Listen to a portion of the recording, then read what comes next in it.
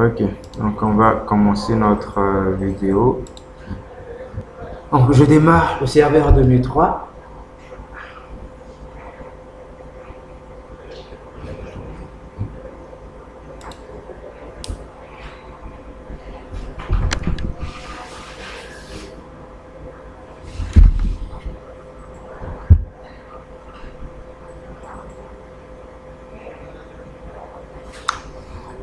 Qui d'autre a un élément, avait un sujet à exposer?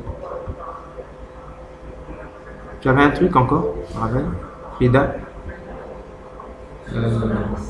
Comment, rappelle-moi ton nom, monsieur au fond là.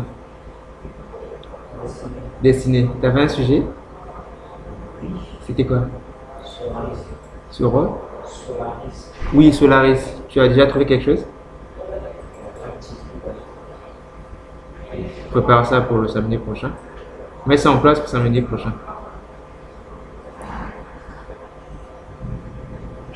Bigby, tu avais quelque chose à présenter? Non? Non, monsieur. Non. Sagesse? Non.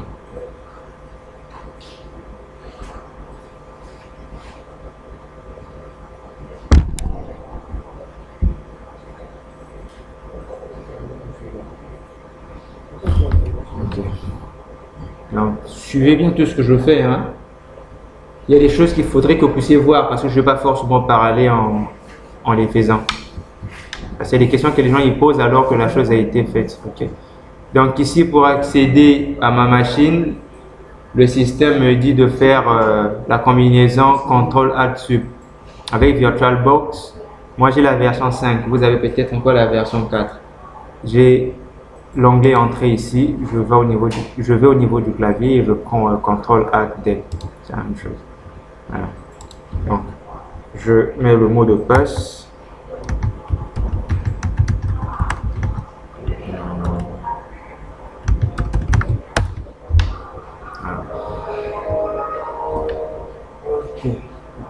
L'image n'est pas trop nette. Donc, nous voici au niveau du serveur. Donc, sur ce serveur, qu'est-ce qu'il y a? Prenez note s'il vous plaît. Sur ce serveur, il y a premièrement, je vais les citer dans un certain ordre, il y a le contrôleur de domaine qu'on appelle Active Directory. C'est l'un des premiers qu'on va installer. L'Active Directory est un annuaire. D'accord? Donc, le contrôleur de domaine Active Directory permet de gérer les ressources réseau telles que les utilisateurs, les ordinateurs et aussi les applications.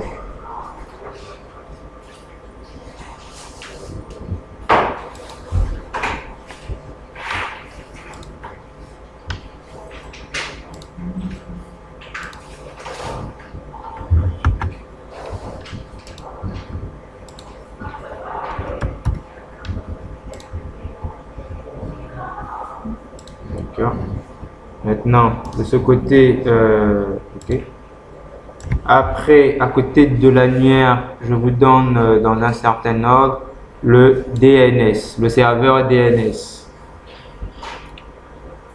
Donc, vous savez, vous connaissez le protocole DNS. Le serveur DNS traduit les noms DNS d'ordinateur et de domaine en adresse IP. Donc, c'est grâce au DNS que lorsque vous tapez, par exemple, www.google.com, que le système va exactement attaquer la machine serveur de Google parce que le nom entier www. Est relié en quelque sorte à une adresse IP. Et c'est le DNS qui fait le mappage. Si tu mets l'adresse IP 192 quelque chose, il va mapper pour faire la correspondance avec le www.google. Si tu mets www.google, il va mapper pour faire la chose. Parce que vous savez que sur la toile, deux postes ou une adresse IP ne peut pas être sur deux machines. Sinon, ça va créer quoi? Un conflit d'adresse. Et comme cela est connu, les noms peuvent aller sur une adresse. Donc, un nom de domaine peut être associé, plusieurs noms de domaine peuvent être associés à une seule adresse. Il y aura juste des redirections. Sinon, c'est la même chose. Donc, le DNS, il permet de faire cela. Il signifie Domain Name System. Est-ce que vous connaissez son numéro de port? Le numéro de port du DNS, c'est quoi? Bon, vous devez savoir ça. Après le DNS, le serveur DHCP. Le serveur DHCP, vous savez bien ce qu'il fait, non? Il permet d'allouer les adresses IP aux ordinateurs. On a combien de types de DHCP? Lesquels? Statique et dynamique. D'accord. Moi, j'ajoute, pour dire, il y en a 3. Le statique, le dynamique. Mais au niveau statique, il y a 2 modes en statique. Il y a ce qu'on appelle le manuel, il y a l'automatique et il y a le dynamique. Dans le manuel et l'automatique, ce sont les statiques. Et puis le dynamique. C'est quoi la différence? Le manuel, c'est l'administrateur qui vient sur chaque poste client et met les adresses IP. C'est un DHCP manuel. Il est fait statiquement. L'autre, automatique, c'est lorsqu'on parle du concept de la réservation d'adresses. Donc au niveau d'un serveur, on va réserver une adresse qu'on va associer. On va réserver l'adresse IP qu'on va associer à l'adresse MAC d'une machine. Et toutefois que cette machine-là va venir dans le réseau, on lui donnera toujours la même adresse IP. Parce qu'on a fait un lien entre son adresse MAC et cette adresse IP. Et même si tout le réseau est full, lui quand il vient, il a son adresse. Et même s'il n'est pas là, ou quand il n'est pas là, son adresse ne sera pas donnée à une autre machine, même si on a besoin d'une adresse. Parce que dans le système, il y a eu réservation. Donc ça, c'est le DHCP automatique. Et puis, il y a le dynamique, que vous savez bien, où on met le protocole, on met une plage d'adresse et on lui dit, allez, ok, avec le bail, quand une personne va se connecter, il va faire son DORA et il a une adresse selon le bail configuré dans le système. Par contre, avec le manuel et l'automatique, il n'y a pas de bail. Manuellement, lorsque tu fixes une adresse, il n'y a pas de bail. Et avec le manuel aussi, quand ça a été associé adresse MAC et adresse IP, il n'y a pas vraiment de bail. Et sur les machines clientes, on fait souvent le DHCP automatique, comme dans les cybercafés ou autres. Mais sur une machine serveur, on fait généralement le statique. Et on peut aller plus loin, faire le statique automatique. C'est-à-dire on va fixer l'adresse MAC du serveur même avec son adresse IP. Comme ça, les deux vont toujours être liés. Et toutefois, même comme ça, si un pirate essaie de contourner pour vouloir se connecter à cette adresse, quand le système a été fixé, il est coincé. Il ne peut pas. Donc, DHCP, vous savez ce que ça signifie? Son numéro de port, c'est quoi? 80. Qui dit autre chose? Il a dit 80. C'est le 25. C'est le 25. Bon, il a faussé 2 fois déjà. La 3e fois, réfléchissez avant de parler. Numéro de port du DHCP. Comment? Bon, tu viens d'ajouter une fausseté. Vous devez connaître les numéros de port, papa. C'est ça qui fera...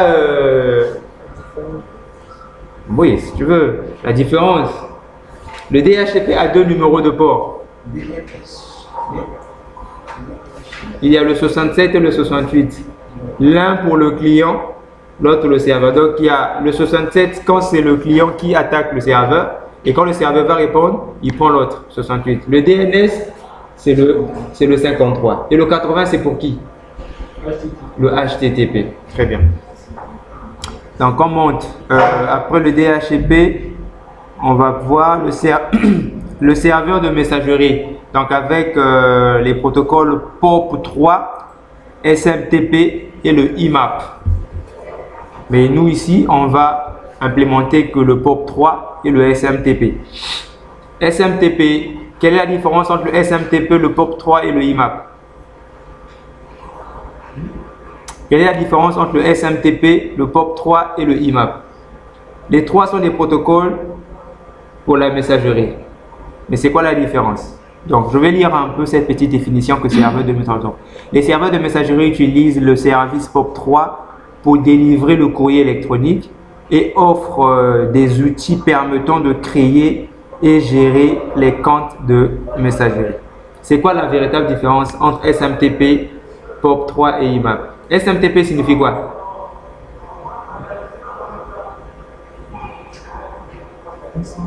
SMTP, oui. Simple Mail Transfer Protocol. Dans la messagerie, il y a au moins il y a l'envoi et la réception, n'est-ce pas? L'envoi et la réception. L'envoi, donc, sur l'architecture client-serveur, c'est le protocole SMTP qui se charge. Ah oui, ouais. Avec le SMTP, on fait le transfert des mails. Donc, lorsque nous envoyons des mails, généralement, c'est le SMTP qui est utilisé. Simple Mail Transfer Protocol. Son numéro de port, c'est quoi? SMTP? Non. Numéro de port du protocole SMTP. Ok. Alors, le POP3 et le IMAP, qu'est-ce qu'ils font? Si le SMTP fait le transfert et les autres, ils vont faire quoi? La réception. Maintenant, c'est quoi la différence entre le POP3 et le IMAP? Les deux sont utilisés pour la réception ou bien la récupération des mails. Mais c'est quoi la différence entre les deux?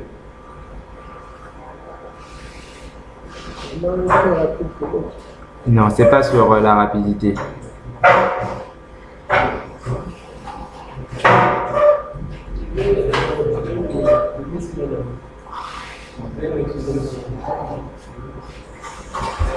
C'est quoi la différence entre le IMAP et le POP3?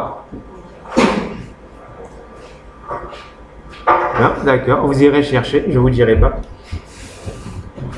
Allez chercher et connaissez aussi les numéros de port. Après, donc, le serveur POP3 et donc les serveurs de messagerie en gros.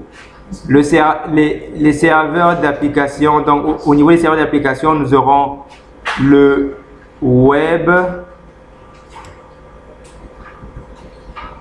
Ok, notez les serveurs web, donc le serveur web. Et ensuite, on aura le serveur de fichiers.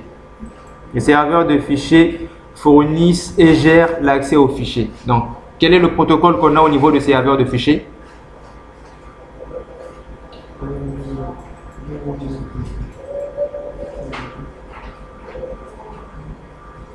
Allez-y les gars. Oui, il y a le FTP puis le TFTP. D'accord. Au niveau du serveur web, on a quoi comme protocole? D'accord, ok, c'est bon. Donc, ça, oui. Oui. C'est ce qu'il a dit. L'un a l'aspect sécurité, l'autre n'en a pas. Le S a l'aspect sécurité. C'est-à-dire qu'avec lui, tes données sont cryptées, chiffrées quand tu travailles. L'autre, ça peut être facilement vu en clair par quelqu'un comme toi. Les gens qui aiment bien voler des informations en ligne. C'est pourquoi ceux qui ont déjà fait des opérations bancaires en ligne, la prochaine fois, quand vous allez le faire, prêtez attention sur le lien. C'est généralement HTTPS. Si vous êtes sur une page de transaction bancaire et c'est pas en HTTP, papa ne fait pas. Même pas un peu. On va bien te voler les informations et puis on va se servir à ta place. Il faut que ça soit en HTTPS. D'accord? Donc, voici notre serveur. Je veux lancer les machines clientes. J'ai deux machines clientes. J'ai un Windows 7 et un Windows 10. Donc, je veux lancer les deux.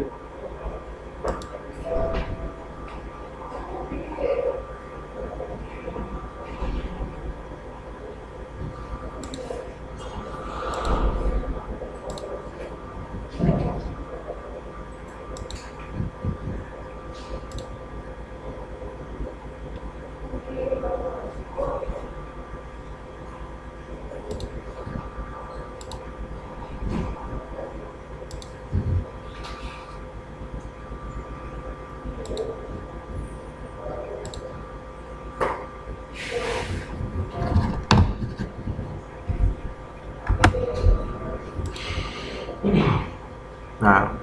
Donc ici on a le serveur, plutôt le Windows 10, et là-haut c'est un Windows 7. Là c'est le Windows 10. Donc j'ai lancé les deux machines clientes.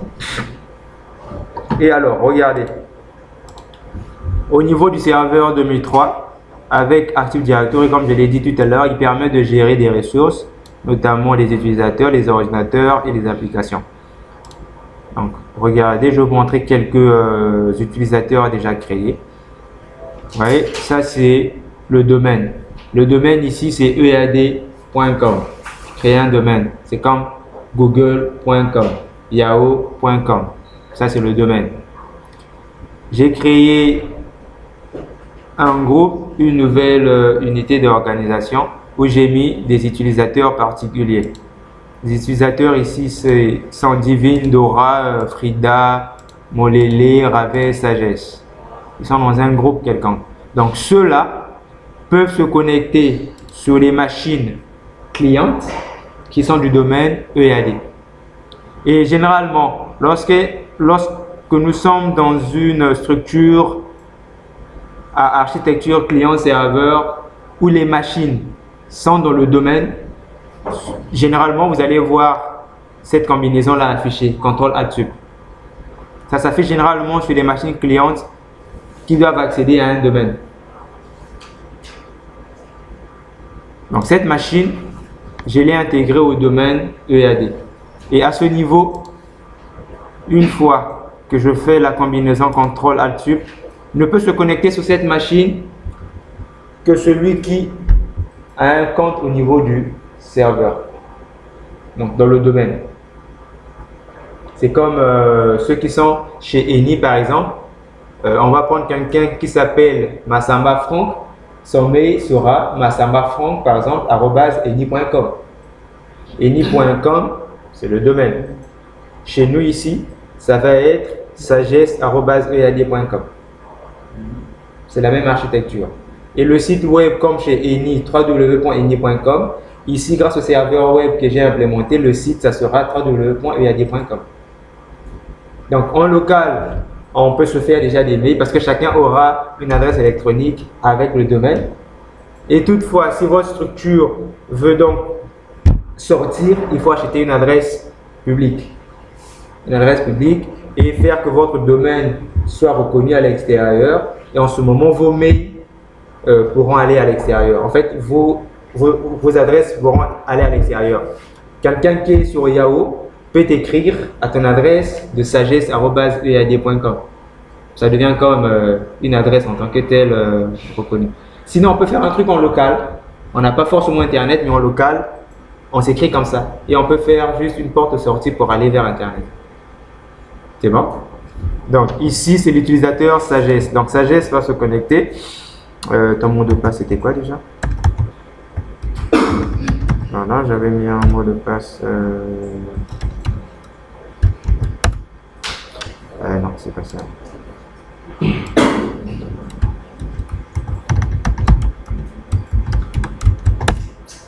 Voilà. Ici, je me suis connecté avec Sagesse. C'est un utilisateur de la place. Ici, cette machine, je ne l'ai pas intégrée dans le domaine. C'est une machine qui n'est pas de notre entreprise, donc qui n'est pas de l'EAD, mais un utilisateur de notre domaine s'est connecté avec à partir de son compte et il a eu accès à ses mails.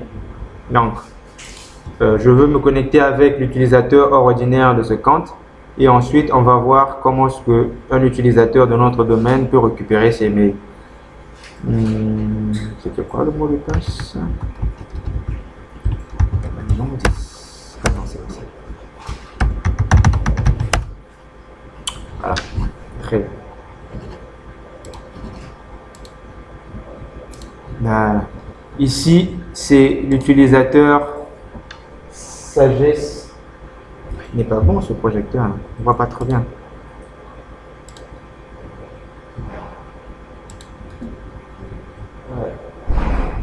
Actuellement, c'est Sagesse qui est connecté. Ok. Regardez, si je vais sur le CMD, j'écris ipconfig pour voir la configuration. On dit carte réseau connectée au réseau local. Cette machine est bien connectée dans le domaine ead.com. Son adresse IP, c'est la 192.168.20.10. La passerelle par défaut, c'est la 192.168.20.1. Ça, c'est l'adresse du serveur. Ok. J'ai mis ça au niveau du serveur et j'ai mis une deuxième adresse avec la .5. Maintenant, pour la messagerie, j'ai utilisé le Outlook. Vous savez ce que c'est que Outlook, non? D'accord. Outlook pour la messagerie.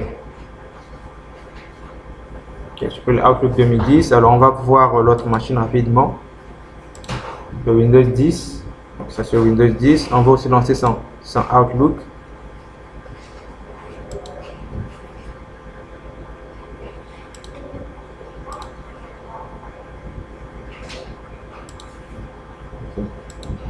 Donc voilà, regardez ici, ça c'est la boîte de messagerie de Sagesse. D'ailleurs, je faisais quelques tests. Sagesse@ead.com, ça c'est sa boîte mail en local. Et il a eu à faire déjà des mails avec Ravel. Il a fait des mails avec Ravel. Ici, on a quoi? Un truc pour la messagerie instantanée, comme un peu Yahoo Messenger, ou bien Live, ou bien Skype, mais en local, quoi, entre eux.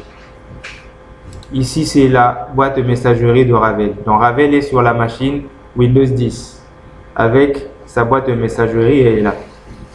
Et il a aussi la possibilité de faire la messagerie instantanée. Donc, si j'écris ici, je suis connecté sur le compte de Ravel. Ravel va écrire à Sagesse. Il va lui faire un message. Voilà, ça c'est pour la messagerie instantanée. Il va lui dire bonjour. Voilà. Conversation. Donc Ravel écrit un message à Sagesse. Il va dire salut. Voyez, donc là nous sommes entre Ravel et Sagesse. Ils causent en messagerie instantanée. C'est comme ils peuvent aussi causer par mail. Donc je veux faire un nouveau mail. Je suis sur la boîte de messagerie de Sagesse. Sagesse va faire un nouveau mail à Ravel. Donc je vais dérouler là. Voilà. Nouveau message électronique. Là on est sur le Outlook. C'est Sagesse qui va écrire à Ravel. Ravel@ead.com. Donc tu vas lui faire un message genre salut. Quoi de neuf? Tu lui fais une pièce jointe, tu vas lui envoyer une image quelconque. On va chercher une image ici, n'importe quelle image. Voilà. Tu vas lui envoyer des pétales. Voilà. Voici le mail que Sagesse, boîte de réception de Sagesse, @ead.com, qui écrit à Ravel. Je fais envoyer. Okay. Si on vient dans les éléments envoyés, on peut voir les messages envoyés. Hier, il a fait 2 messages. Aujourd'hui, il vient de faire un nouveau message. Je vais maintenant sur la machine où Ravel est connecté. Ouais. C'est qui? S'il vous plaît.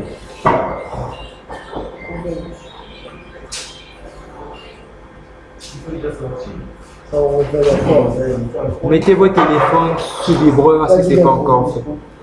S'il vous plaît, s'il vous plaît, s'il vous plaît.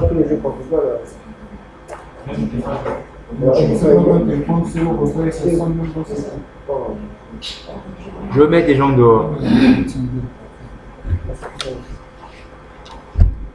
T'as pas rempli nom, prénom, date. Voilà, le message, regardez, nous sommes sur la boîte de réception de Ravel.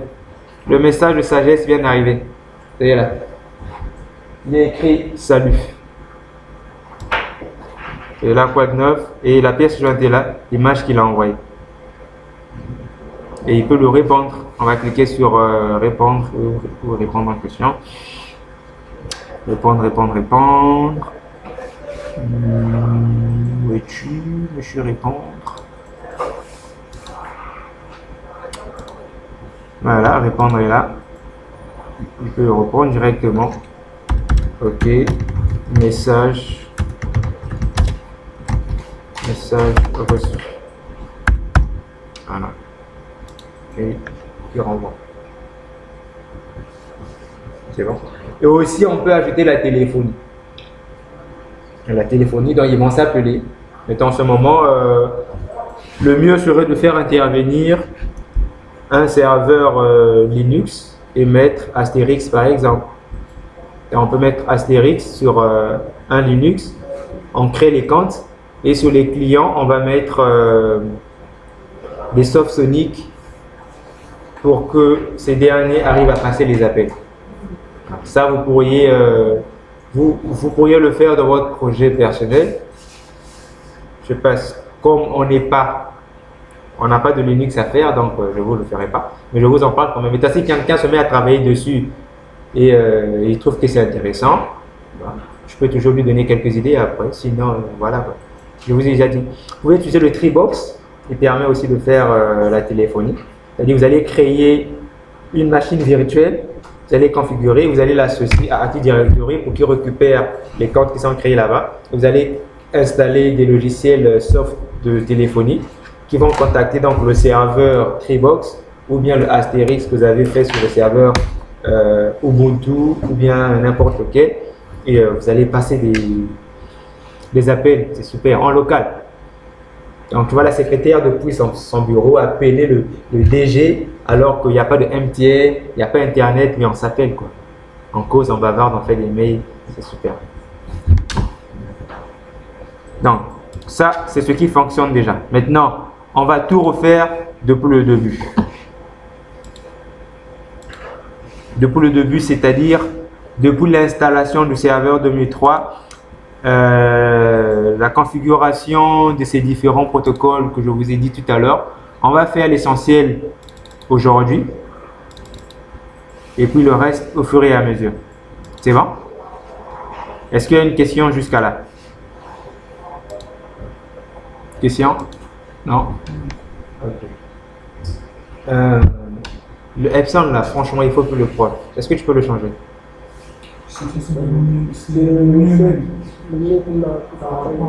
Mais est-ce que vous voyez bien? Oui, en fait, c'est parce que les images, les équipes sont petites. Voilà pourquoi ça apparaît un peu plus. D'accord.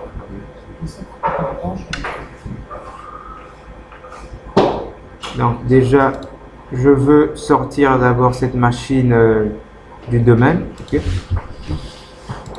Je veux sortir cette machine du domaine. Donc, je vous montre déjà comment est-ce qu'on fait pour enlever une machine d'un domaine quelconque. Il faut aller au niveau des propriétés système. Alors, vous connaissez certainement la commande sysdm. D'accord?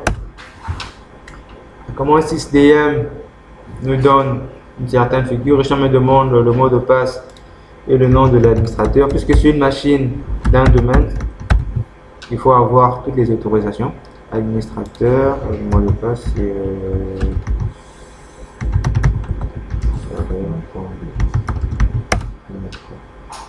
voilà. Donc, regardez ici. Le domaine actuel de cette machine, c'est ead.com. Par défaut, vos machines sont dans le domaine groupe de travail qu'on appelle Workgroup. Ok. À la base, avec les systèmes d'exploitation Windows, on a deux groupes de travail. Le Workgroup et le Home Group, je crois. Il y a le Work et le Home. Donc, s'il faut que je quitte ce domaine, je viens cliquer ici, groupe de travail, et j'ai écrit le domaine ou bien le groupe de travail par défaut. Workgroup. Groupe sans E, c'est en anglais. Donc ça, c'est le nom de la machine de ce poste là. Ça s'appelle agent PC, agent APC. Je veux enlever ça aussi. Je vais zapper tout ce qu'il y a à zapper. Voilà, je fais OK. Après avoir quitté le domaine, vous devez redémarrer. Vous devez connaître le mot de passe de votre compte d'administrateur local pour ouvrir une session sur votre ordinateur. Je dis OK.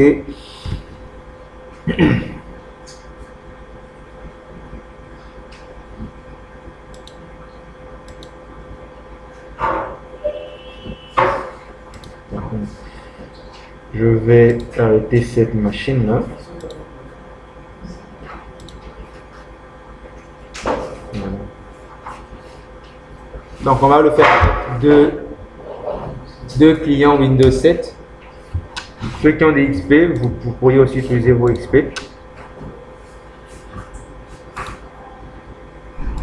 Voilà, on va démarrer maintenant.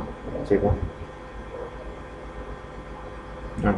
Je vais commencer par sortir les machines clients des domaines avant de supprimer le domaine. Parce que si tu zappes le domaine avant de sortir les machines clientes, après tu peux avoir des problèmes.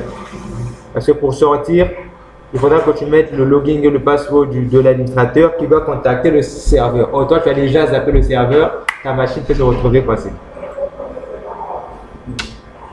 Donc après, ça peut faire à ce que tu sois obligé d'utiliser plusieurs techniques qui ne vont pas toujours être intéressantes pour ta machine. Voilà. Et serveur.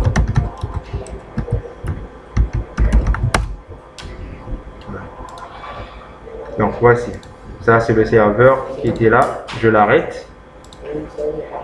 Après je veux complètement supprimer cette machine et je vais la refaire depuis le début.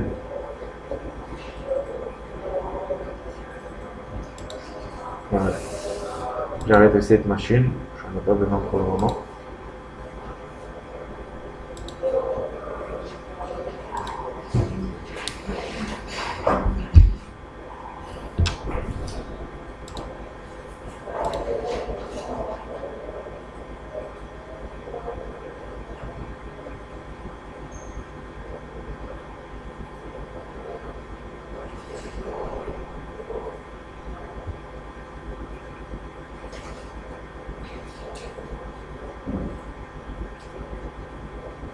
Ok, bien. Mon serveur en question, il est là. Donc, je veux le supprimer. Je veux reprendre depuis le début. Je vais juste laisser les clients. On ne va pas les réinstaller encore. Donc, je vais avoir deux clients. Un client C20A et le client C20B. Donc, pour créer la machine virtuelle avec le serveur,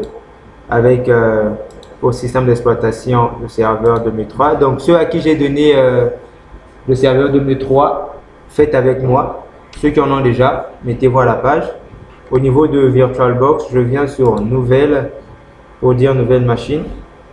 Je donne un nom à ma machine.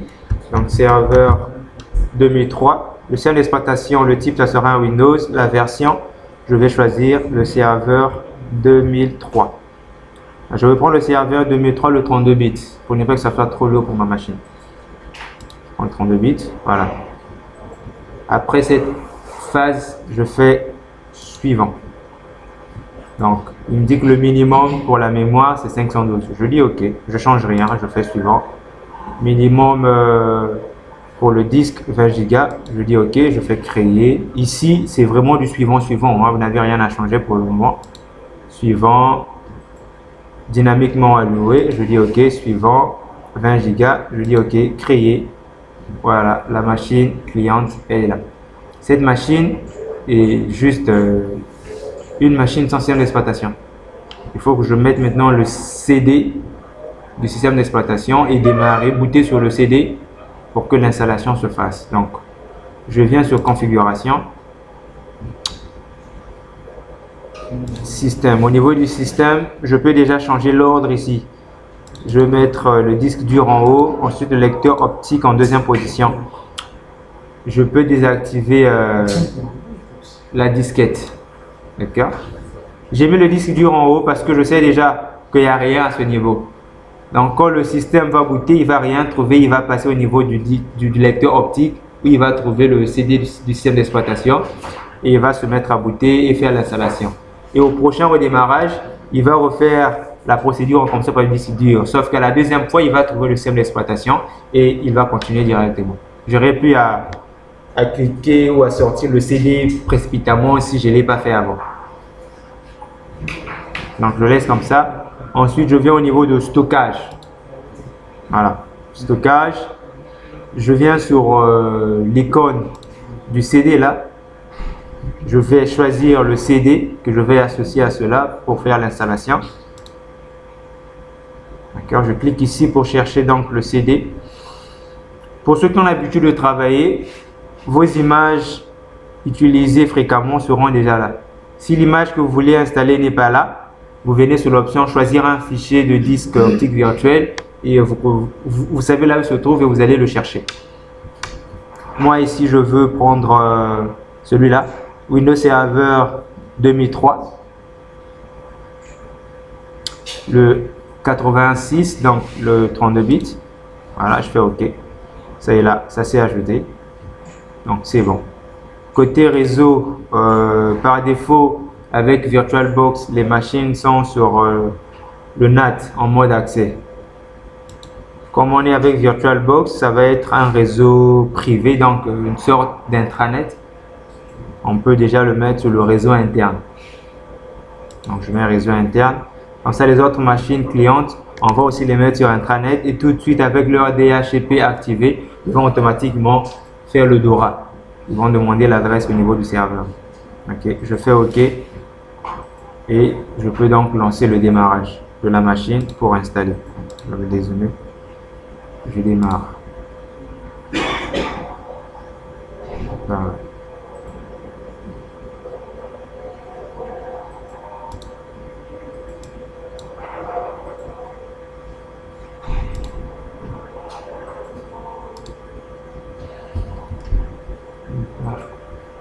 L'installation commence. Ça prend quand même du temps. On va faire avec. Voilà. Bienvenue, cette partition du programme, cette partie du programme d'installation prépare l'installation. Appuyez sur Entrée pour installer maintenant. Donc, je clique sur la touche Entrée. Ici, c'est le contrat de licence Windows. Si tu as le temps, en tout cas, il faut lire. Si tu n'as pas le temps, tu cliques sur F8 pour accepter. Voilà. Et ici, on me présente la partition qu'il y a. Si tu veux partitionner pour avoir une deuxième partition à côté, c'est maintenant qu'il faut le faire. Donc, tu lis juste les informations. Hein. La touche Entrée, c'est pour installer maintenant à l'emplacement. La touche C, c'est pour créer une partition. La touche S, c'est pour supprimer la partition sélectionnée. Bon, nous, on va installer tout le système sur cette partition. Je clique sur Entrée. Et j'ai les options de formatage. Le NTFS rapide, le FAT, le NTFS et le FAT. Vous savez quelle est la différence entre le NTFS et le FAT? D'accord. Et puis entre le NTFS simple et le NTFS rapide. Le NTFS rapide va faire un formatage sans vérifier les secteurs. Il ne va pas gérer les erreurs. Parce qu'il arrive que sur un disque dur, qu'il y ait des secteurs défectueux. Le NTFS rapide, il va formater sans vérifier s'il y a des trucs défectueux, il va installer directement.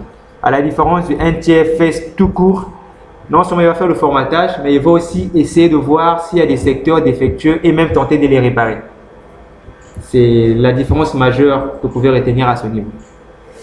Donc, on est en virtuel, hein, on peut aller directement. Donc, je prends le NTFS rapide. Bon, vous m'avez dit que vous connaissez la différence entre le NTFS et le FAT. Donc, à ce niveau, on peut passer. Je clique sur Entrée et on m'a dit veuillez patienter pendant le formatage de la partition. Donc, il va formater. Voilà, installation de Windows. Voilà, là l'installation commence. Vérification du disque dur et voilà. On va juste patienter. Le programme d'installation copie les fichiers. On le laisse faire. Ici, on fait rien. On attend seulement. Maintenant, pour attirer un peu votre curiosité, regardez tous les fichiers qu'il est en train de copier. Notez tout ce que vous pouvez voir d'intéressant et allez chercher ça sur Internet. Certaines extensions là sont des extensions que vous devez connaître. Okay. Peut-être pas tout, mais connaissez au moins certains.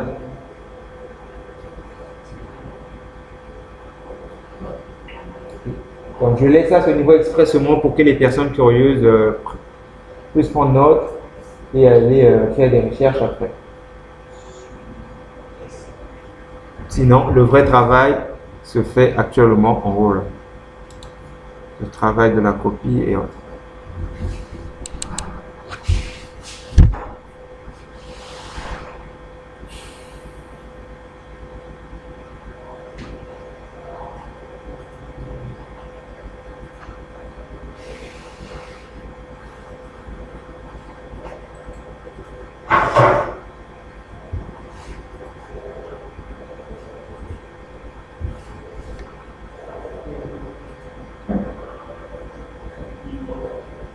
C'est bon? Tu fais au même moment que moi? Ok. Ravel, tu fais au même moment que moi?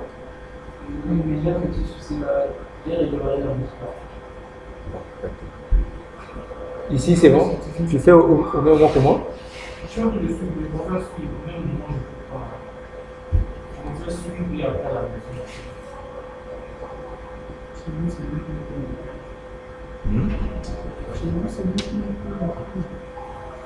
J'ai pas compris. Chez vous, c'est nettement plus rapide. C'est? Oui. La RAM et le processeur. Plus tu as de RAM, plus ça va plus ça va vite. Absolument. Ta RAM a combien? À 4. Donc, à ce niveau d'installation, vous pouvez vous déplacer. Vous pouvez aller prendre un café.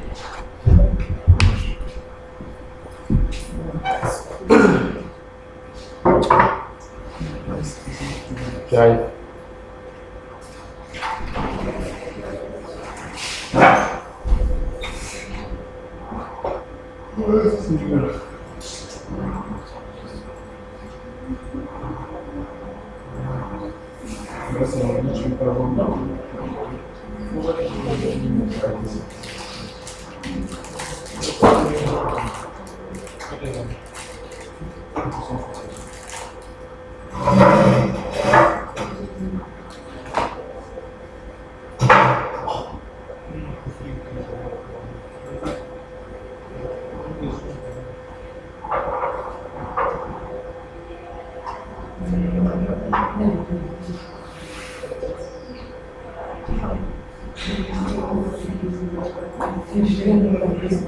Oh.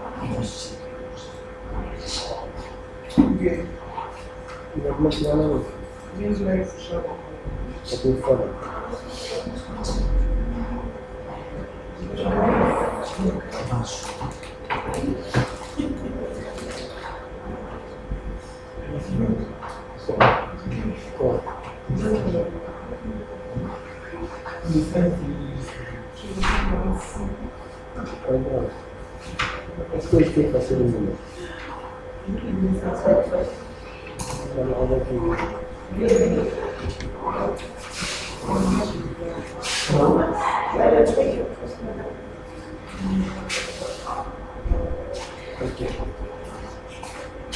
Moi, je pense que ceux qui ont des machines performantes devraient faire au même moment que moi. C'est pas temps de faire à la maison. Parce que pendant que tu travailles, ta machine peut avoir un problème qu'à la maison, tu ne pourras pas résoudre. Mais instantanément, on peut résoudre le problème. Moi, je suis rapide. La machine. Oui, mais tu fais avec la vitesse de ta machine. On peut faire pause pour régler ton problème. Mais un petit truc peut t'empêcher à la maison de continuer alors que tu aurais pu passer à autre chose rapidement. Qu'est-ce qui est rapide? Mon explication est rapide ou bien c'est l'installation qui va vite? Ouais, mais ça c'est pas un problème. Comment ça? Il est où le problème? Du mal à suivre quoi? Mais il n'y a pas grand-chose là. On n'a encore rien fait de spécial. Il faut faire au même moment que moi. Parce que même quand tu as la vidéo, après, ta machine peut avoir d'autres problèmes qui n'ont rien à voir avec la vidéo. Et à la maison, tu peux ne pas être en mesure de régler ce problème. Et ce problème peut t'empêcher de faire la suite de la vidéo. Et quand tu reviendras le samedi prochain, tu n'auras pas le niveau du cours. Le samedi prochain, ce que moi je voudrais faire, si on finit aujourd'hui, tel est mon souhait, c'est de prendre une machine physiquement et vous allez faire et moi je veux voir. Et pour arriver à le refaire, il faut refaire la vidéo intégralement, sans avoir de difficultés quelque part. N'attendez pas toujours de refaire à la maison, parce que tu ne sais pas dans quel état est ta machine. Est-ce que la voix est même enregistrée? Oui, la voix est enregistrée. Donc à ce niveau, option régionale et linguistique, change rien. Je fais suivant. Alors, le nom. On fait un nom complet de celui de votre société ou organisation. Donc si c'était Total, ils auraient mis Total ici. Nous, ça va être EAD. Donc, qui signifie organisation, c'est École africaine de développement. L'Ikibi, de quoi vous parlez? Je ne comprends pas ce que tu dis. Il n'a pas servi de 2003. Je vois par exemple, si tu avais attendu la maison, la vidéo ne t'aurait même pas servi. Tu n'allais même pas commencer la vidéo. Vous voyez pourquoi on vous dit souvent de travailler au même moment que le prof. À la maison, comment tu allais régler ça? Supposons. Tu allais prendre une autre Windows. Quel Windows?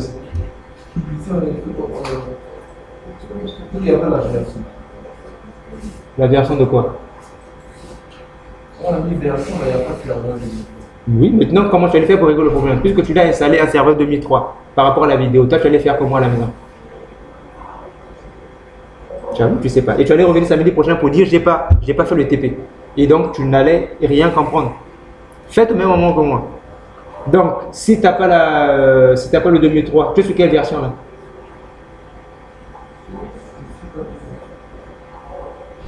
Désinstalle, donne-moi une clé USB, je te donne la version de VirtualBox. Ou bien ne désinstalle pas. Ferme-le juste, donne-moi une clé, je te donne la version de VirtualBox. Donc, s'il vous plaît, faites au même moment que moi. Comme ça, les petits problèmes techniques, on pourra les régler ensemble maintenant. Où tu vas?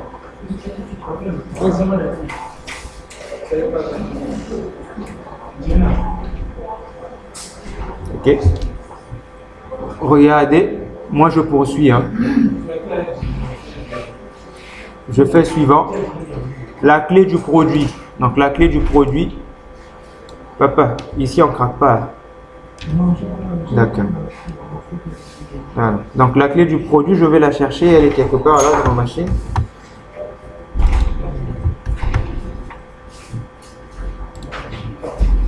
Je l'ai mis quelque part ici.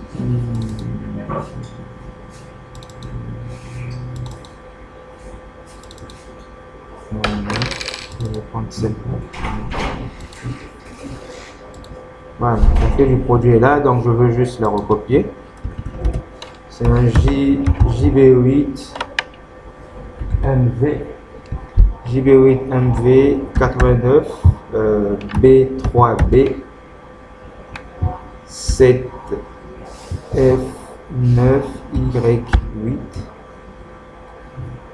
XTXFJ8MEVM.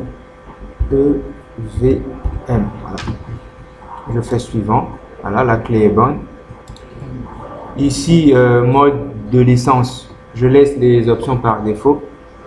Suivant. Le nom de l'ordinateur. Donc, je vais écrire, comme c'est le serveur, je vais écrire EAD serveur. Voilà.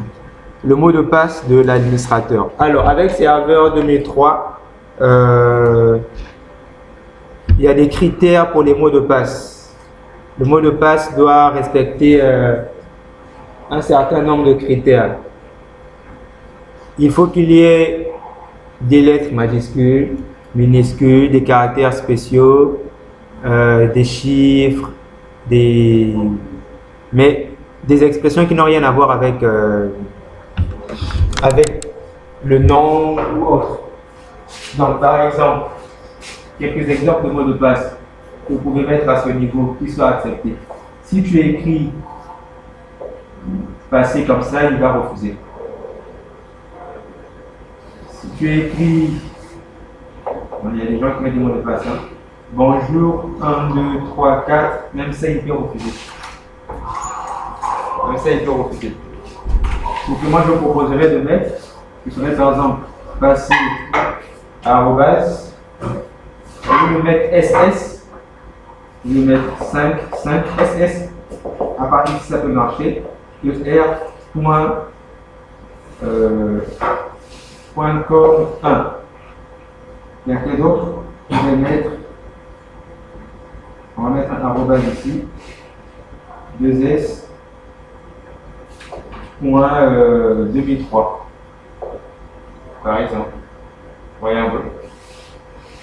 Maintenant, après, il ne faut pas oublier le mot de passe. Si tu oublies, tu pourras faire avoir accès à ton serveur et donc tout le monde a un problème. Alors, moi, j'ai fait un mot de passe simple. Comme c'est EAD serveur, je l'ai écrit tout en majuscule.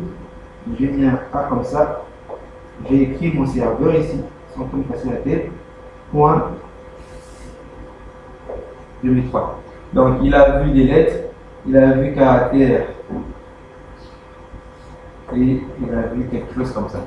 Elle a accepté. Chez les clients, j'ai mis ceci comme mot de passe.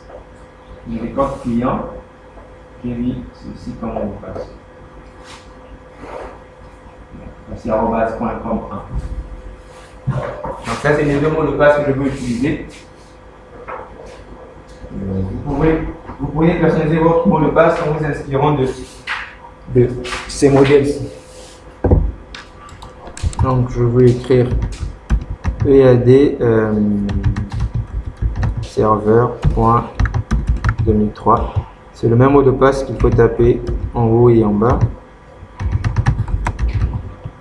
Point 2003. Suivant. À ce niveau, si vous ne respectez pas ce que je vous ai dit, vous n'allez pas avancer. Il va refuser tous les mots de passe. Là, réglage de la date et de l'heure. Bon, par défaut, il prend l'heure de la machine physique. Hein. Donc ici, il n'y a rien à changer, au moins que ça ne soit pas la même chose. Suivant, voilà. Et il continue son installation. Je te donne la version de VirtualBox.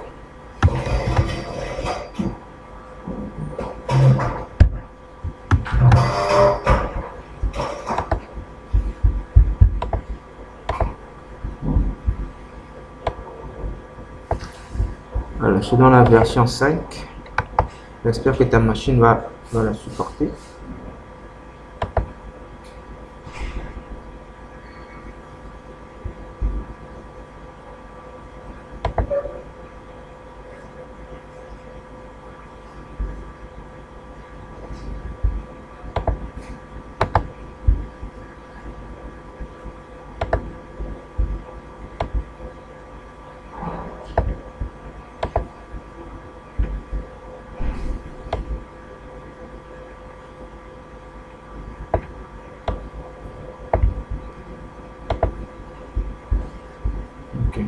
Choisissez les paramètres de gestion de réseau.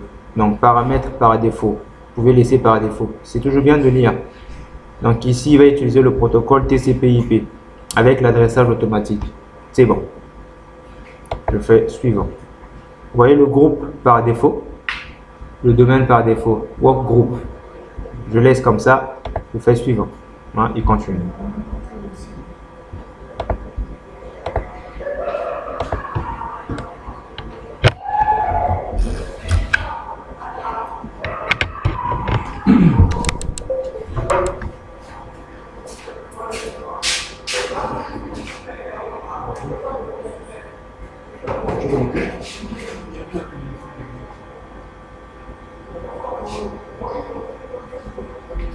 C'est que tu connais que c'est quoi le mot de passe développeur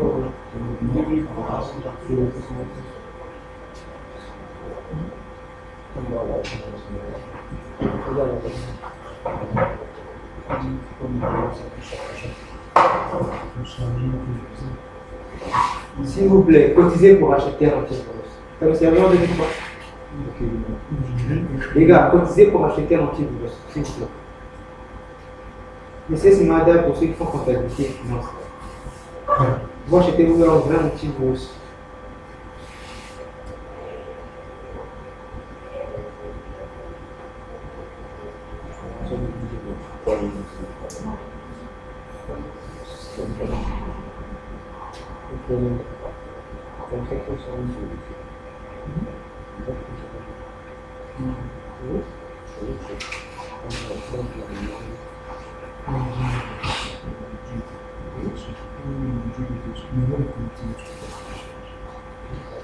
Puis par rapport aux exposés, ne vous inquiétez pas de ce que vous ne maîtrisez pas encore.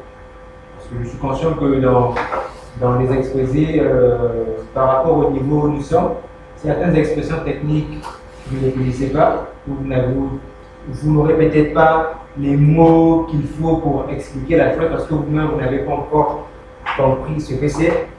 C'est pas grave, faites avec. On pourra les apprendre au fur et à mesure. C'est plus avantageux pour vous d'emmagasiner un maximum d'informations d'abord, même si vous ne les maîtrisez pas, et après de les arranger. C'est ce que mon prof de Cisco m'a fait en première année. Vous savez comment celui faisait son cours? Franchement, je ne sais pas si j'étais son assistant, mais en fait, le gars, il me faisait perdre, il faisait perdre tout mon temps sur les autres matières sur Cisco. Chaque cours, c'est moi qui commençais le cours avant lui. À chaque cours. Si on avait cours, par exemple, mardi, samedi, il me fait un message pour me dire va chercher telle chose, prépare un exposé pour mardi. Je ne sais pas ce que c'est. Je vais chercher, je prends toutes les informations. Je fais ma diapo tel que ça me vient à la tête. Je mémorise les informations comme je veux. Et j'arrive en classe, je parle de tout, sans tenir compte de ce qui est important, de ce qui n'est pas important. Je dis tout. Pendant 45 minutes. Après, quand je m'assois, lui vient, il vous présente maintenant ce qui est important à retenir et à savoir. Il recadre maintenant. Il dit de tout ce qu'il a dit, voici ce que vous pouvez retenir, voici ce qu'il faut comprendre. Là, les gens vont retenir. Mais à la fin, c'est moi qui avais beaucoup plus dans ma tête. Parce que j'ai lu beaucoup de documents en général et après j'ai retenu le particulier.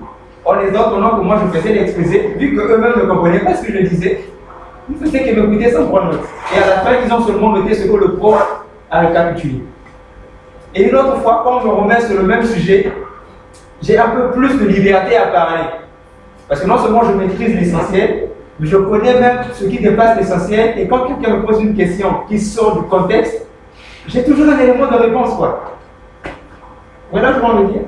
J'ai toujours un élément de réponse parce que j'ai lu beaucoup de documents là-dessus. Et même si ce n'est pas dans ce que je dis, mais je vais trouver toujours un truc à te dire pour te mettre à l'aise. Et il m'a fait ça pendant toute l'année. Il a fait ça une fois, ça a marché. Deux fois après, je suis devenu comme son courage. Chaque fois qu'il y avait un cours, il me dit va chercher. Allez, viens parler. Donc j'étais un peu comme son soldat, et lui c'est le général. Il m'envoie sur la première ligne. Quand on a fini de m'assommer, et lui il vient. Comme un maître pour dire ce qu'il a dit. Donc ne vous en faites pas pour ça.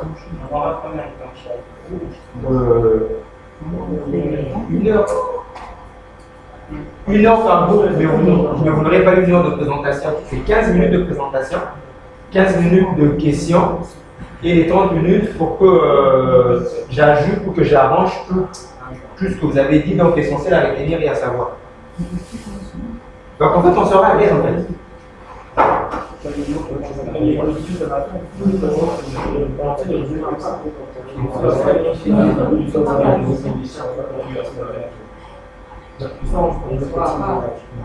Non, ça c'est autre chose. Après, attends, je vais vous expliquer ça.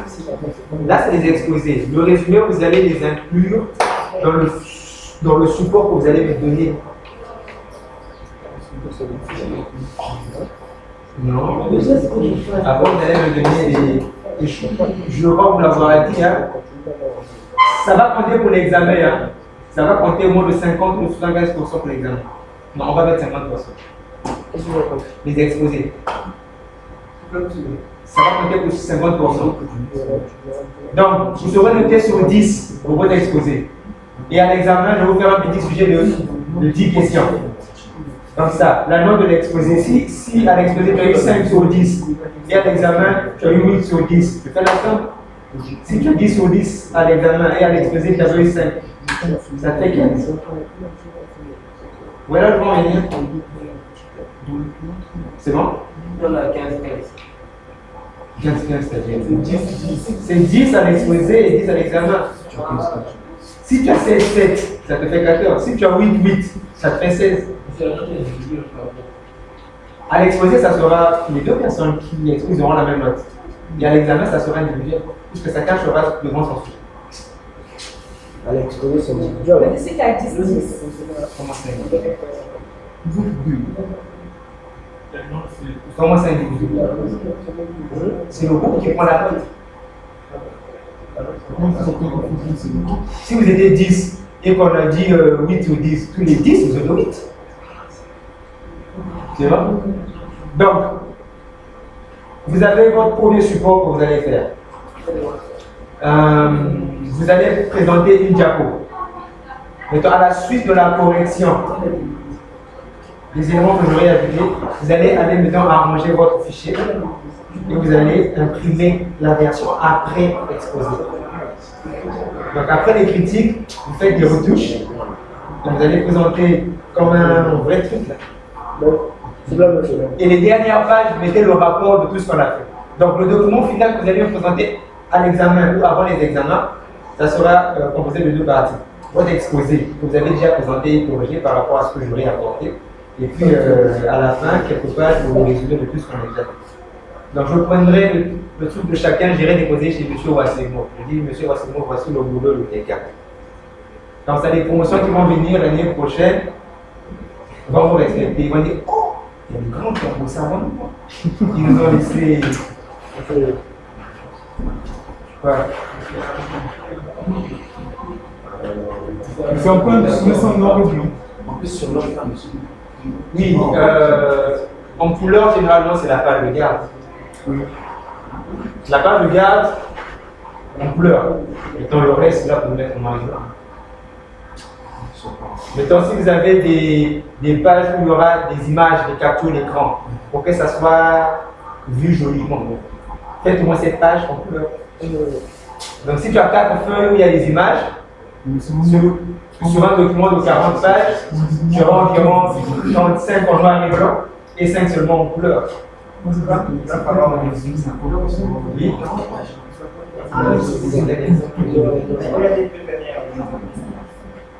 Oui, tout on pouvait aller demander est-ce que l'école vous imprime. Si ce n'est pas le cas, vous le faites avec votre propre poche. Non, j'ai rien à dire là-bas. Non, j'ai rien à dire là-bas. Rien, j'ai rien.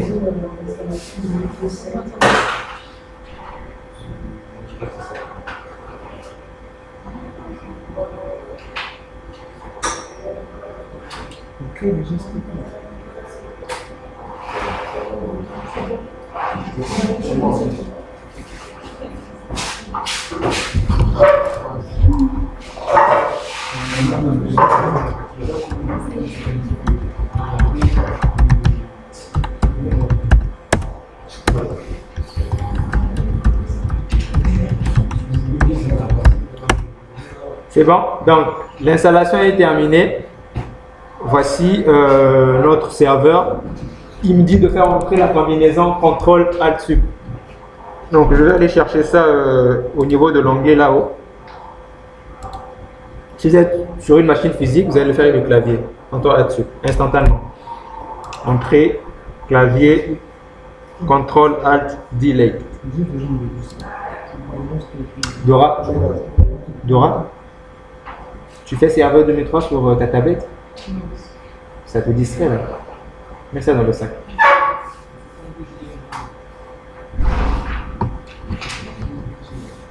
Donc le mot de passe c'est EAD serveur.2003.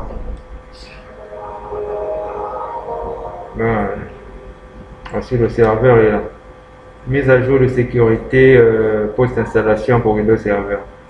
Donc ici on explique un peu pourquoi il faut faire la mise à jour pour des raisons de sécurité, installer maintenant ou configuration automatique, gna gna gna gna gna. Bon, terminé. Les connexions entrant à ce serveur seront autorisées dès la fermeture de cette page. Vérifiez que vous avez téléchargé et installé toutes les mises à jour. On suppose que oui. Dans un environnement de production, il faut bien faire les mises à jour. Je fais oui. Voilà. Ça, c'est l'interface qui permet de gérer le serveur. Donc, actuellement, il n'y a aucun rôle installé. Aucun rôle n'a été installé, n'a été ajouté à ce serveur. Pour ajouter un rôle, cliquez sur ajouter ou supprimer un rôle. L'un des premiers rôles que nous allons ajouter, tu as quel niveau?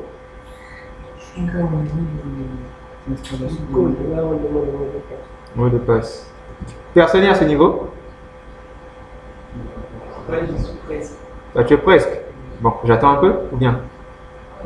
Juste un peu. D'accord. Donc, je me pose à la vidéo, comme ça. Bon, on continue. Voilà. Donc, le premier rôle qu'on va ajouter ici, c'est l'annuaire, l'Active Directory, qu'on appelle en abréviation AD. L'Active Directory s'ajoute comme suit. On vient au niveau des options ajouter ou supprimer un rôle.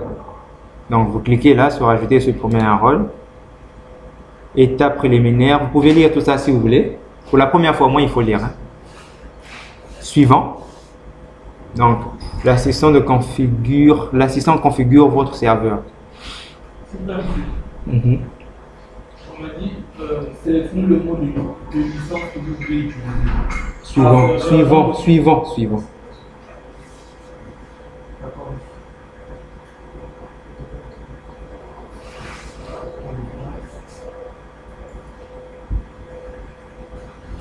Okay. Choisissez le type de configuration. Configuré par défaut pour un premier serveur. Donc, je prends cette option, la première là. Je coche la première option. Je fais suivant. Le nom de domaine. Je veux faire ead.com. Par exemple, on va mettre ead.com. Certains utilisent ead.local. Ici, il ne faut pas mettre des extensions n'importe comment. Il y a des extensions qui passent, il y en a qui ne passent pas. À la limite, utilisez .local. .com, ça peut aller. .sn, oui, on utilisait ça lorsqu'on était de l'autre côté. Voilà. Vous pouvez vous arrêter aux deux là. Sinon, les autres, ils peuvent faire des caprices. Le FR et le ORG, c'est pas évident que ça passe. Mais testez si vous êtes curieux pour voir ce que ça va donner comme ça. Donc, nom de domaine directory, je fais suivant. S'il vous plaît, cessez de causer de ce qui n'est pas important pour le moment.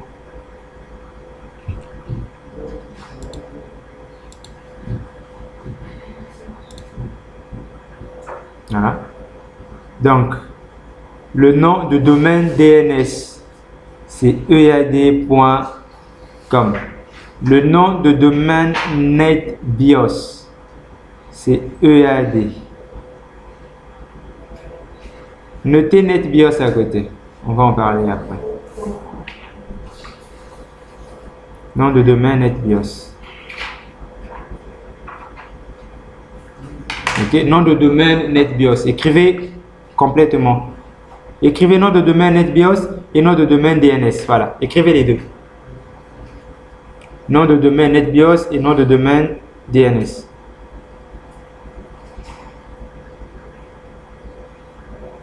C'est bon? Ok. Je fais suivant.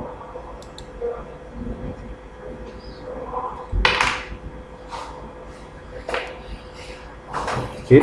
Ici, transfert de requête DNS. Voulez-vous que ce serveur transmette des demandes DNS non résolues ou transmette les demandes à un serveur DNS avec cette adresse IP? D'accord. Alors, un serveur doit avoir une adresse IP fixe parce qu'elle sera tout le temps contactée. Il ne faudrait pas que son adresse bouge. Alors, vous avez vu qu'en commençant l'installation, je n'ai pas encore fixé d'adresse. Donc, je peux arrêter l'installation à ce niveau, ou je peux mettre une pause, ou je peux annuler, je vais fixer et revenir. Sinon, je peux fixer en ce moment et puis continuer. Donc, moi, je préfère, je vais annuler, je vais dans les options de configuration réseau, je fixe l'adresse et je viens reprendre à ce niveau. Et je veux vous montrer la deuxième manière d'installer la même chose, cette fois avec la commande, en ligne de commande. Donc, j'annule. Ça ne va pas modifier les paramètres. Donc, je veux fixer l'adresse à ce monsieur-là. ncpa.cpl pour aller au niveau de configuration connexion réseau. Voilà. Connexion au réseau local, clic droit, propriété, TCP/IP, propriété, voilà. Je vais fixer. Je prends 192.168, on va prendre quoi? On est quand aujourd'hui? Le 3, d'accord. Point 3.1. Ça serait par défaut. Je veux garder la même adresse. Le serveur DNS préféré, on va garder la même adresse. Comme on est en local. Bon, l'auxiliaire. Au cas où le préféré ne répond pas, l'auxiliaire pourra être consulté. D'accord. En temps réel, le DNS ici, c'est pas souvent la même adresse. Hein. C'est une autre adresse générale. Je fais OK, je ferme. Voilà, je peux fermer. Donc, si je vérifie à ce niveau, ipconfig, voilà. Adresse IP 192.168.3.1. La passerelle aussi, il y a .3.1. D'accord. Maintenant, la deuxième méthode pour installer l'Active Directory. J'ai annulé, là j'ai refait. T'as pas suivi? Non. Oui, je suis en même temps. Oui, en bas? Oui. Oui, j'ai mis. J'ai gardé la même adresse partout. Okay. Pour installer l'Active Directory en ligne de commande, la commande ici c'est DC Promo. DC Promo, c'est la commande pour aller installer Active Directory. Il faut noter ça à côté. Ne me regardez pas quand je parle de commande, vous devez les noter. DC Promo.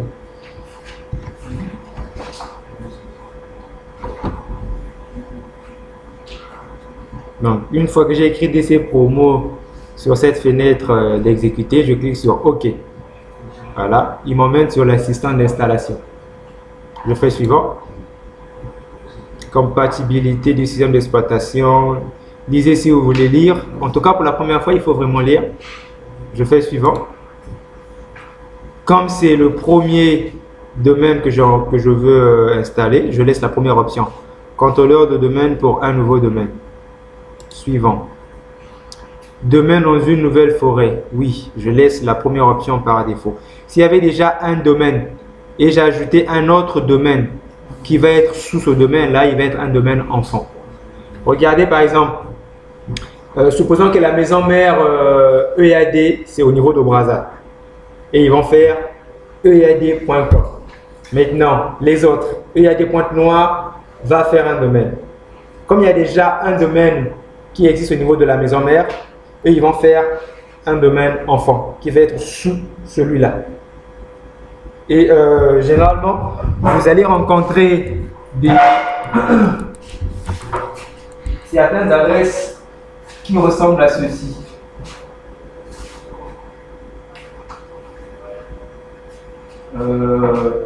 Supposons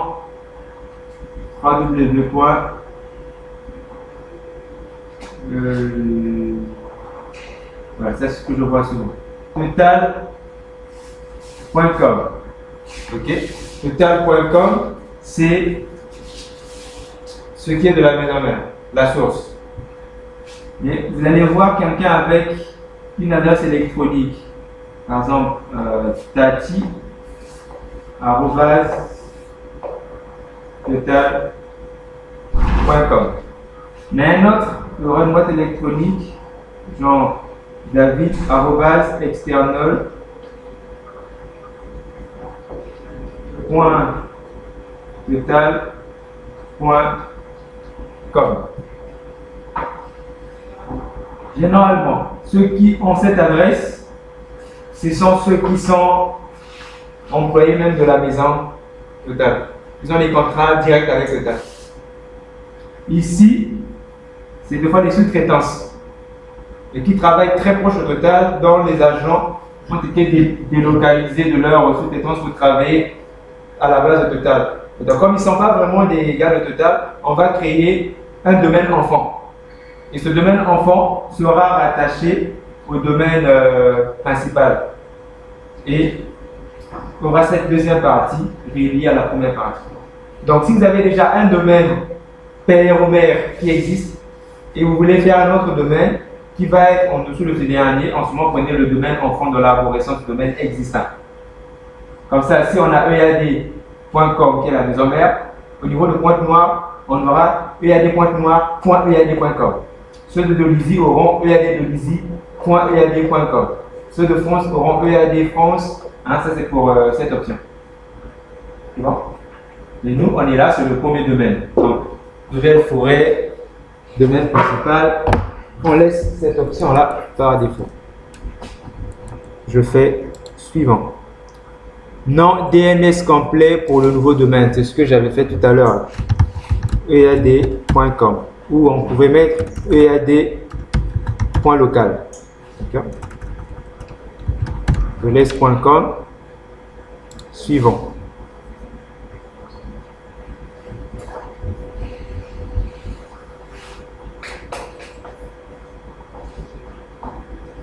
Dans les charges.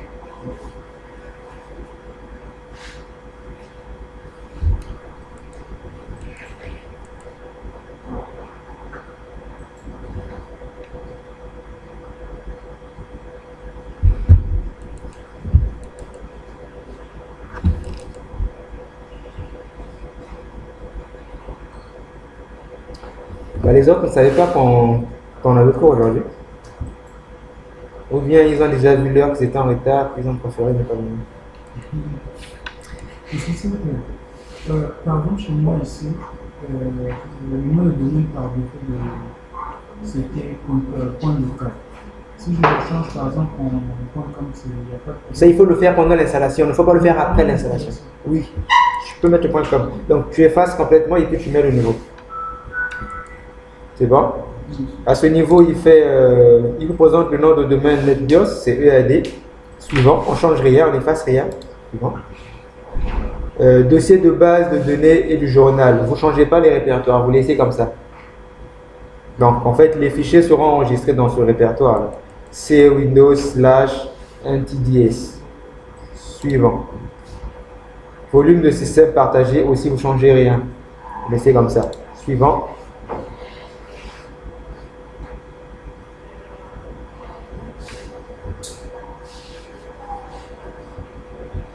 Divine, tu fais un moment pour moi, j'espère. Okay.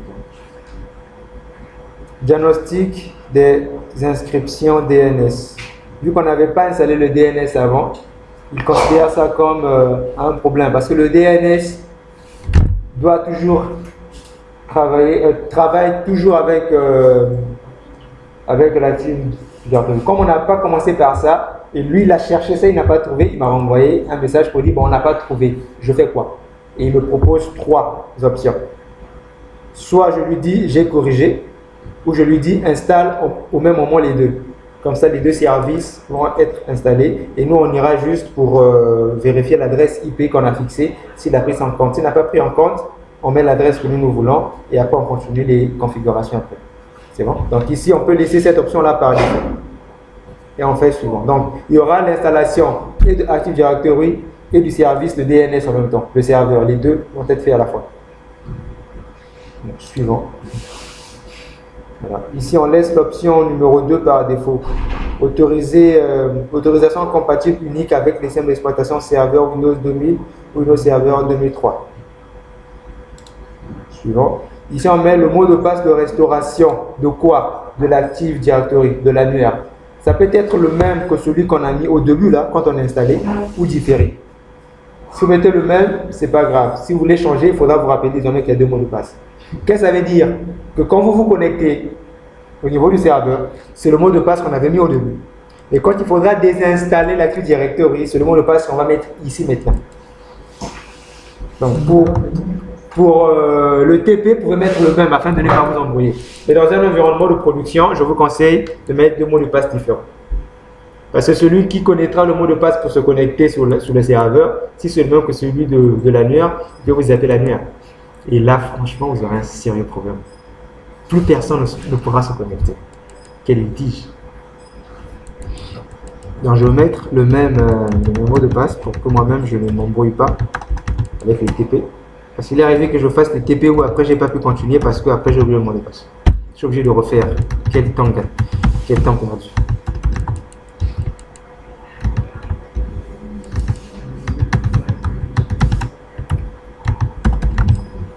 Prenez l'habitude de noter souvent les mots de passe que vous écrivez à côté pour ne pas que vous soyez en mode.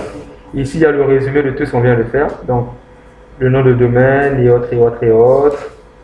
Après, on clique sur suivant. Et à cette étape aussi, vous pouvez encore vous déplacer prendre un café. Ça fait, pour les machines qui ont assez de ressources, 3-4 minutes.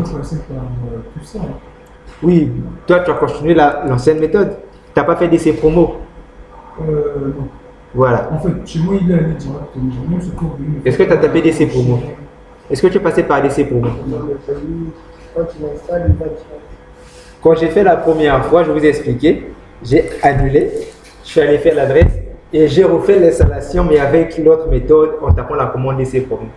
Et les interfaces ne sont pas les mêmes. Vous avez fait quand vous avez d'abord défini l'adresse, oui, et ensuite mis sur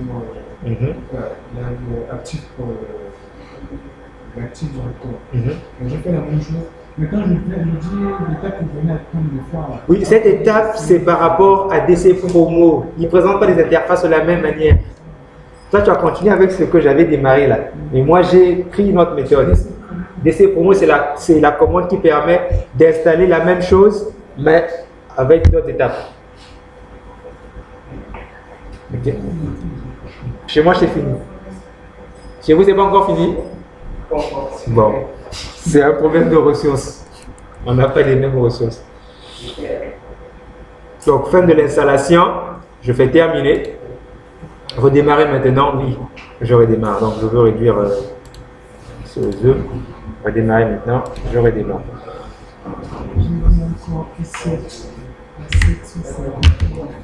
Tout ça.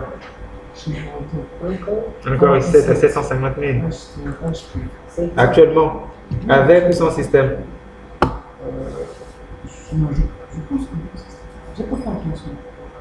Ça, c'est intéressant.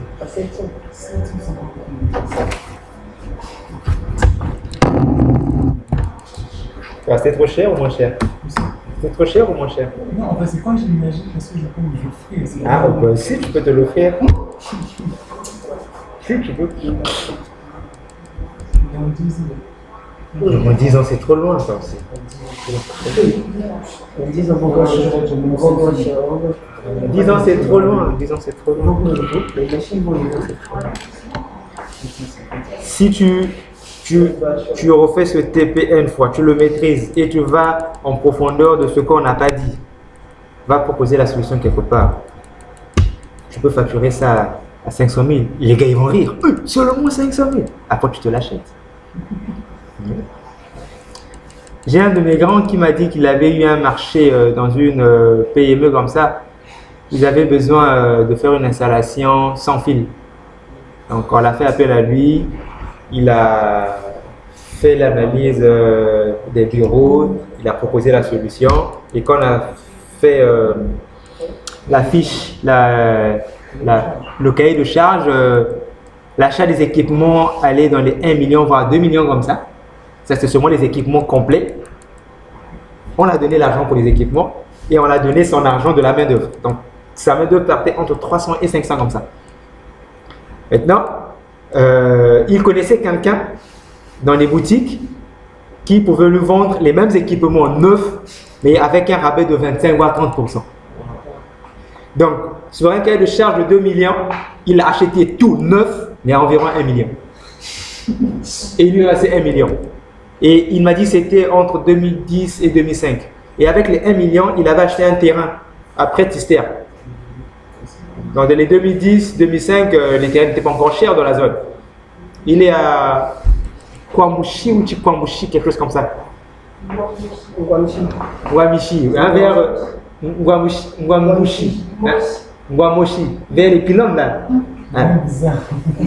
Il avait acheté un terrain là-bas. Il dit en ce temps-là, j'avais acheté le terrain cash 1 million. Et j'avais eu ça pour mon projet. Et ils m'ont emmené là-bas la première fois, c'était en mai, quand j'ai vu sa parcelle. J'ai dit waouh! Qui savait qu'actuellement ça devait être habité. Il a une très belle pente. Allez, un petit projet. Petit projet qu'on trouve encore. Ben oui. Et moi, je lui ai demandé ça, donc j'ai dit, donne-moi ton rapport là, du réseau que tu avais mis. Il dit, non, je l'ai plus, je vais juste expliquer. Il dit, d'accord, c'est pas grave. On a fait ça comme ça, sur papier. Il m'a expliqué, j'ai fait ci, j'ai fait ça, j'ai noté. Mais c'est intéressant. Monsieur, maintenant, comment gagner par exemple des marchés? Comment gagner des marchés? Comment c'est déjà paraître intéressant en classe? Intéressant en classe. Vous comprenez ce que je vais dire par là? Commencez par être intéressant en classe. Bien. Très bien. Donc, on continue notre affaire. Je veux donc faire entrée, clavier, contrôle alt del. Donc, je mets notre mot de passe en question. EAD serveur.2003. Ok. Voilà, nous y sommes.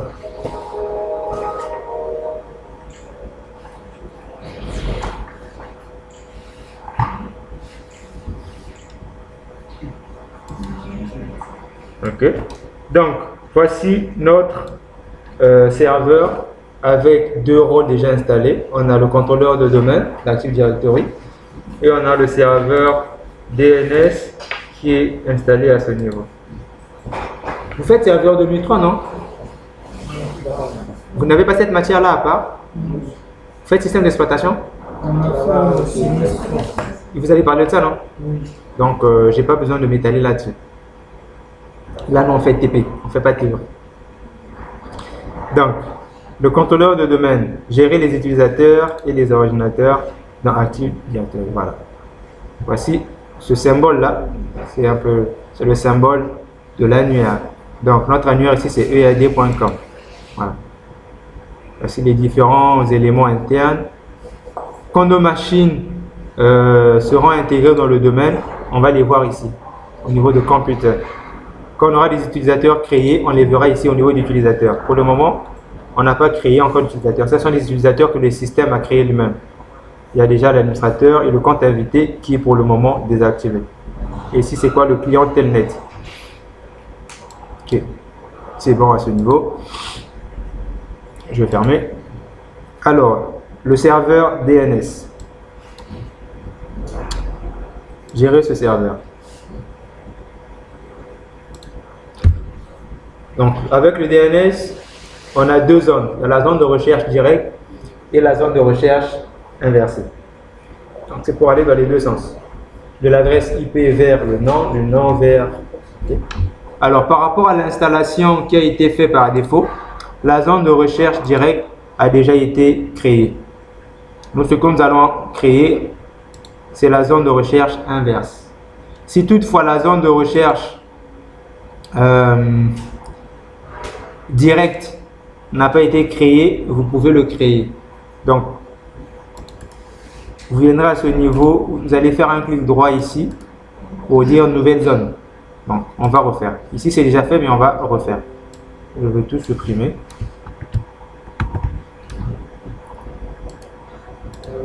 Je vais zapper ça. Voilà.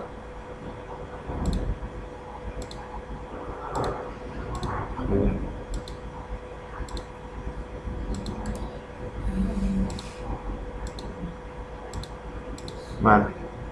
Là, on a ajouté une nouvelle zone pour la zone de recherche directe. Ici, on a ajouté une nouvelle zone pour la zone de recherche inversée. Donc, on va refaire les deux. On va commencer par créer la zone de recherche directe. Je fais un clic droit ici. Nouvelle zone. Bienvenue dans l'assistant. Suivant. Zone principale. Vous laissez l'option zone principale. Suivant. Vers tous les contrôleurs de domaine du domaine Active Directory EAD.com. Suivant. Nom de la zone EAD.com. Lisez toujours en haut hein, si vous ne savez pas quoi faire. Le nom de la zone spécifie la partie de l'espace de nom DNS pour laquelle ce serveur fait autorité. Il peut s'agir du nom de domaine de votre société. Par exemple, Microsoft.com. Chez nous, ça sera par exemple EAD.com. Voilà. Le nom de la zone n'est pas le nom de votre serveur DNS. Suivant. N'autorisez que les mises à jour dynamiques sécurisées. Recommandées. Voilà. C'est une option recommandée. On laisse activer. Suivant. Voilà. Fin de l'assistant, nouvelle zone. Type de recherche direct. Terminé. Notre affaire en question est là. C'est bon? On va maintenant créer la zone de recherche inversée. On fait la même chose. Oui, vas-y. Pour la zone de recherche directe, là où ils avaient mis le dossier MSDCS dans les contrôles du serveur. Celui-là ou bien le premier? Donc, pour la zone directe, il y avait EAD.com. Oui. Et puis, il y avait MSDCS.EAD.com. Oui. Il y en avait deux avant que je supprime là. Oui, l'autre, je me souviens plus trop de quoi c'est. Mais c'est pour la journalisation. Journalisation. Comment on dit ça? C'est pour le log, oui. C'est pour le journal. Il permet de journaliser certaines informations, certains événements. Sinon, spécifiquement, je ne me souviens plus trop bien de ce qu'il fait exactement. Parce que dans tous les cas, les deux zones ou les deux sous-dossiers sur lesquels on va travailler, c'est la zone de recherche directe avec UAD.com et la nouvelle zone qu'on va créer ici pour l'inverser. L'autre, vous n'allez vraiment pas l'utiliser. Du coup, avec le temps, on oublie les choses qu'on n'utilise pas. Oui.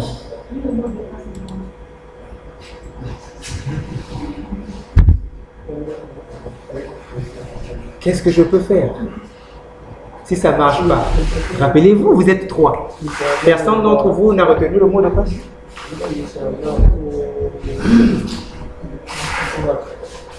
C'est bon, je veux continuer. On va créer la zone de recherche inversée. Nouvelle zone. Suivez. Là, je crée la zone de recherche inversée. Suivant. Hein. Vous allez voir que c'est pratiquement comme avec la zone directe. Voilà. ID réseau. Ici, je mets la partie réseau de l'adresse IP. Par rapport à l'adresse IP que j'ai fixée, c'est quoi la partie réseau?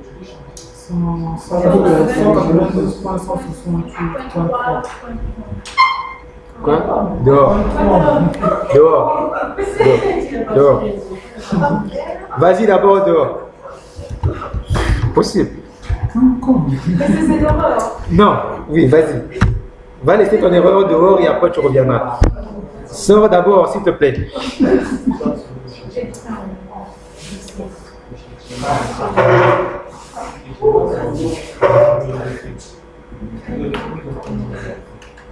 Rapidement, laisse ton sac, laisse ton téléphone. Tu n'en as pas besoin. Oui. C'est aux États-Unis, papa. Ah, dans quelle ville précisément? Parce que je me souviens encore. Je sais pas, je me souviens pas. Je sais pas. Donc, je fais suivant. Et ne vous laissez pas distraire par Tichette. N'autoriser que les mises à jour dynamiques. Vous voyez que c'est les mêmes questions qu'avec la création de la zone directe. Suivant, voilà, zone inversée, terminée. Très bien. Donc nous voici. Suivez s'il vous plaît. D'accord. Donc on a créé la zone inversée et la zone directe. Au niveau de la zone inversée, je dois créer un pointeur. Pour ceux qui font programmation, ils savent ce que c'est que les pointeurs. Le pointeur va faire pointer le nom du domaine sur l'adresse et puis le nom de la machine. Si vous ne créez pas le pointeur, quand le DNS va faire la recherche, il ne trouvera pas la correspondance.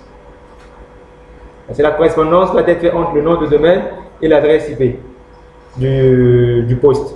Donc créer un pointeur va faire une flèche en quelque sorte. Vous comprenez ce que je dis, non? C'est toi, je me regarde avec un visage. Tout ce que tu dis, je comprends rien à ce que tu dis. Tu comprends? Je comprends pas. Un pointeur, c'est ce que c'est, non? Bon, le verbe pointer. Si je dis pointe ta tête, comment tu vas faire? D'accord. Pointe l'Ikibi. Laisse ta main sur l'Ikibi, plutôt ton doigt. Ok. Maintenant, si je dis à quelqu'un, regarde l'Ikibi en passant. C'est quoi ton prénom? Destinée. C'est ça? Ok. Regarde l'Ikibi en passant par destinée. Regarde l'Ikibi en passant par destinée. Qu'est-ce que tu vas suivre? Regarde l'Ikibi en passant par. Il est où destiné? C'est ce que je dis. Regarde l'Ikibi en passant par destinée. Maintenant, je dis pointe l'Ikibi, mais mets ça sur juste. Mets ton doigt sur juste, tourne.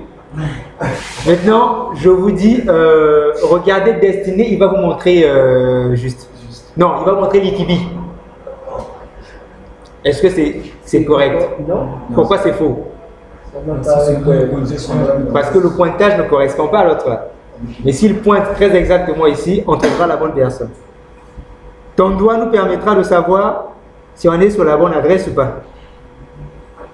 Pointeur. C'est comme les index. Vous voyez les index? Page, temps, indexé, là-bas. Voilà, c'est pour t'emmener directement. Vous pouvez comprendre ça comme ça. C'est un peu comme les alias. Voilà, comme on fait pour les raccourcis. Tu as un dossier caché quelque part et tu as mis son raccourci sur le bureau. Dès qu'on clique, voilà. C'est une sorte de pointeur aussi. C'est pratiquement la même chose. Le concept est le même. Donc, pour créer un pointeur, on va faire un clic droit ici. Nouveau pointeur. Donc, on crée le pointeur au niveau de la zone de recherche inversée. C'est pour qu'il fasse l'opération contraire. Et on va pointer sur l'adresse 1. Donc, cette adresse 1 là doit être pointée sur le domaine et donc et le nom de la machine. On va chercher ça ici. Parcourir, EAD serveur, zone de recherche. Ça va pointer là. Tu as vu ce que j'ai fait? Ça n'a pas suffi? Si, je suis là. Ok. Donc regardez, le pointeur là va faire correspondre cette adresse IP avec le nom de l'autre qui est en bas. Donc on va taper le nom de l'autre, il saura que ça correspond à l'adresse. Et si tu tapes l'adresse, il saura que ça correspond au l'autre, par rapport au pointeur qu'on a mis tout à l'heure. Après, vous validez sur OK. Hein. Voilà. Le pointeur il est là. C'est bon? Maintenant. Donc on a le DNS, nous sommes au niveau du DNS, c'est bien ça.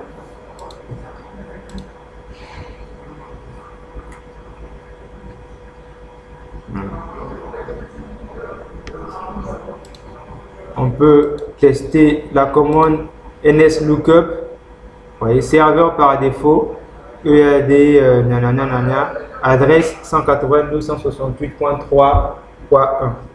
D'accord? Si on essaie de tester ici, cette type NS, j'écris l'adresse IP 192.168.3.1. Voilà, il me renvoie ça. Ça veut dire que ça pointe bien. J'ai mis 192, il m'a renvoyé le nom du serveur. Adresse nanana et ceci. Si je fais l'opération contraire, je mets ead.com, il me renvoie sur le nom du domaine et l'adresse qui correspond.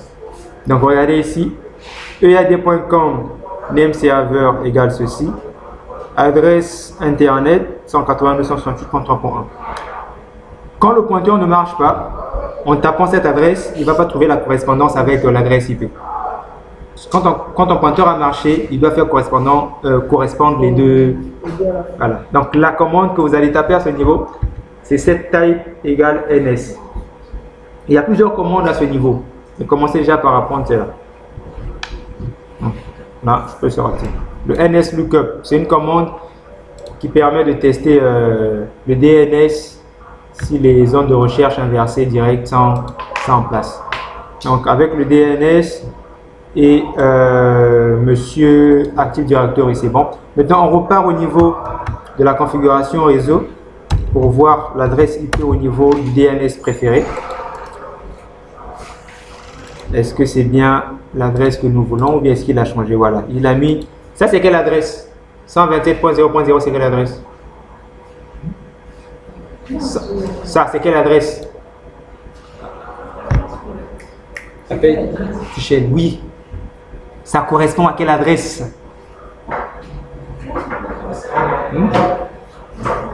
C'est quoi comme adresse? 127.0.0.1. C'est quoi comme adresse? C'est quoi? Ma question, je ne peux pas la poser en ce moment. C'est vous qui devez comprendre ma question. Hein? J'ai dit c'est quel type d'adresse? Ça. Pas classe. C'est quel type d'adresse? Je n'ai pas reformulé ma question. C'est à vous de comprendre ma question. Est-ce que je vous ai pas envoyé le fichier sur les adresses, sur le fichier du cours d'adressage IP? Citez-moi tous les types d'adresses qu'on a. Si vous ne citez pas ça, je mets tout le monde dehors. Surtout que vous avez déjà signé, donc je peux arrêter le cours. Moi, je n'ai pas encore signé. Il y a au moins des gens qui ont signé. Dès qu'une personne signe, les 4 heures sont prises en compte. Donc je peux sortir et on va me payer 4 heures. Si vous ne citez pas tout, je vais mettre les gens dehors.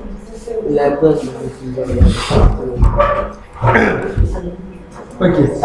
On met une pause à la vidéo. Donc à ce niveau, ça c'est l'adresse de bouclage. On va l'enlever pour mettre la même adresse qui se trouve là-haut. Tu manges pas ou quoi? C'est bon ça, Jerry Jeff.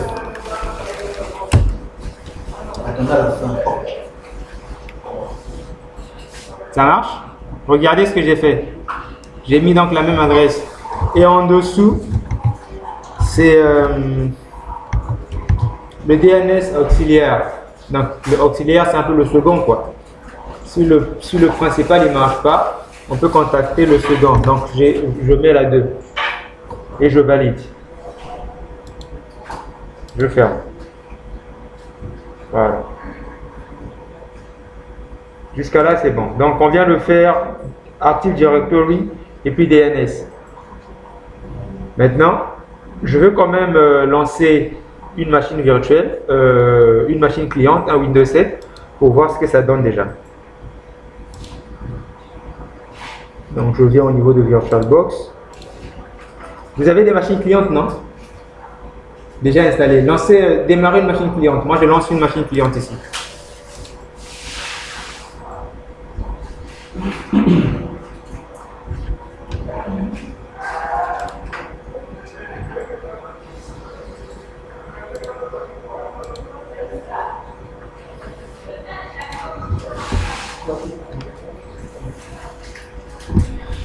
Si vous avez des machines clientes, lancez une machine cliente.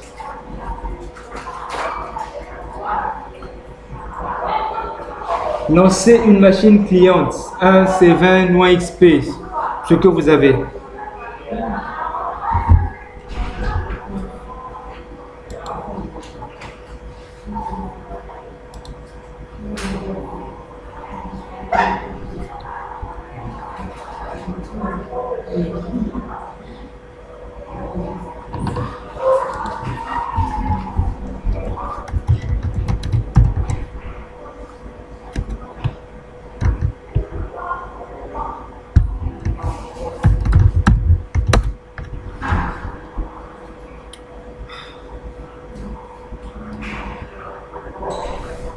Ceux qui n'ont pas d'ordinateur, j'espère que vous arrivez quand même à faire quelque chose à la maison avec l'ordinateur de vos amis ou de vos frères, de vos collègues du quartier.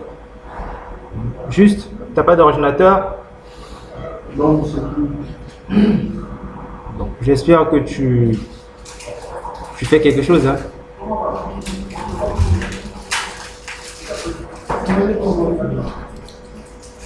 Encore fini quoi? Là, tu fais quoi? L'active directory? Mais vas-y, instant. Tu m'as vu faire, non?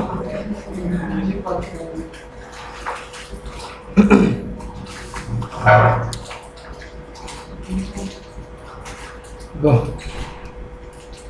Laisse essuie d'abord. Parce que je ne pourrais pas revenir. Je crois que je suivais. C'est bon? Tout le monde a lancé. Lance une machine cliente au moins. Machine cliente.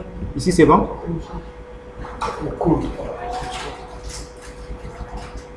C'est bon? Tu as lancé la machine cliente? Destinée. Tu n'as pas de machine cliente?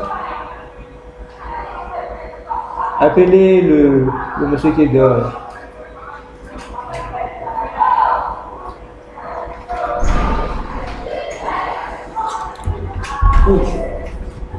Alors, une chose, c'est de se rassurer que les deux machines sont dans le même réseau. C'est-à-dire que, regardez, suivez. Au niveau de ma machine cliente XP Windows 7 ici, je viens au niveau des options périphériques réseau. Je vérifie que le mode d'accès c'est le réseau interne, donc une sorte d'intranet. De l'autre côté aussi, sur le serveur, je vérifie la même option pour voir s'ils sont bien dans le même secteur. Voilà, réseau interne, c'est bon. Maintenant, je veux voir si le DHCP est activé à ce niveau-là. C'est la machine cliente, comme ça il va directement demander une adresse IP auprès de monsieur serveur.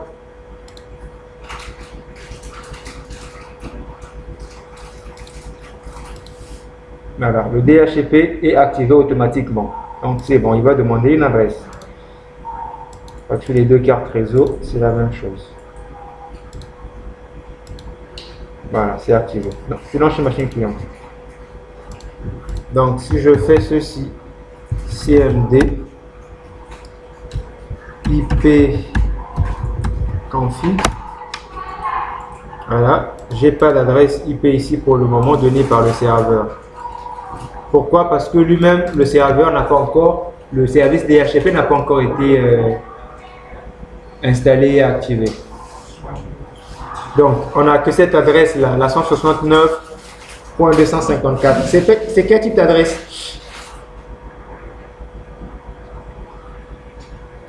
169.254, c'est quel type d'adresse?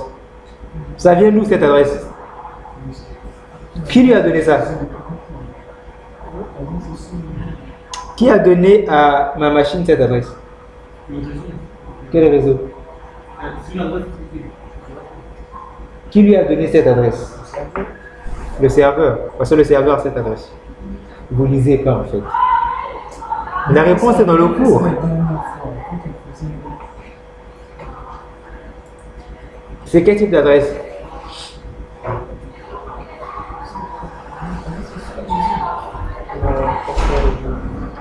C'est bien. Donc, je vais au niveau du serveur. Je veux maintenant installer le rôle du DHCP, donc le serveur DHCP. Pour installer un nouveau rôle, je me place à ce niveau-là. ajouter ou supprimer un rôle. Donc, vas-y avec nous. Il faut que tu installes d'abord l'Active Directory, sinon le DHCP il va te poser des problèmes. Qui est au même niveau que moi? T'es où?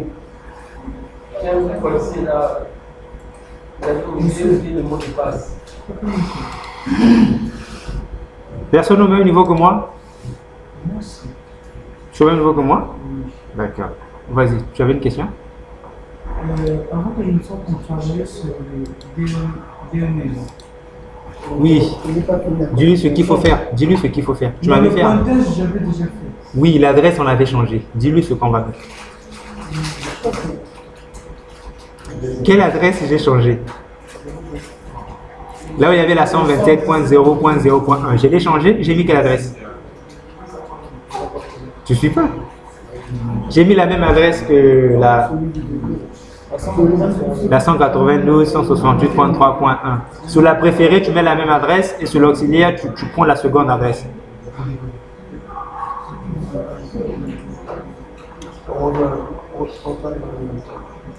Rapidement, rapidement.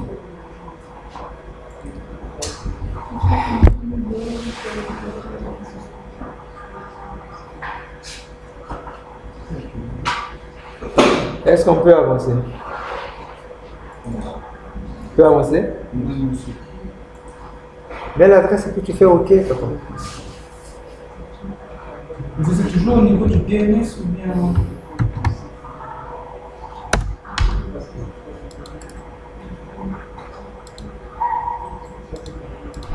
Vous copiez. Ça, j'avais déjà fait. C'est tout? Non, je parle dans le C'est à ce niveau-là que tu étais sorti. Encore, là, il a changé. Non, fais comme moi j'ai fait ici. Est-ce que tes configurations ressemblent à ce que j'ai ici? Avant que tu sortes, on était sur 127.0.0. Il était question de l'enlever et de mettre l'adresse IP même du serveur. Maintenant, est-ce que tu as la même chose que moi? Si tu as la même chose, on continue. Si tu n'as pas la même chose, recopie. Donc, on recopie. C'est bon, c'est bon. C'est bon.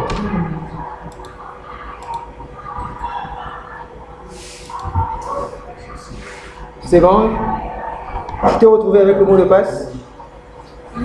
Et tu l'as oublié comment? Donc, tu vas refaire depuis le début. Ah là là. Monsieur au point, ça va? Tu as... C'est bon? Tu es où?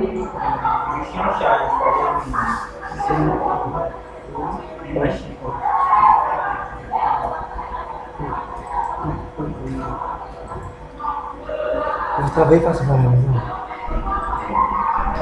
Tu devais déjà en avoir en fait. Tu l'as récupéré quand? Il a carrément dit hier. Ça, bon, mais tu as eu la nuit au moins. Tu as déblanchi. Hein. Donc je vais ajouter le DHCP. Et je ne peux pas faire le DHCP alors que tout le monde est concentré sur sa machine. Je crois que je vais m'arrêter là. Ouais.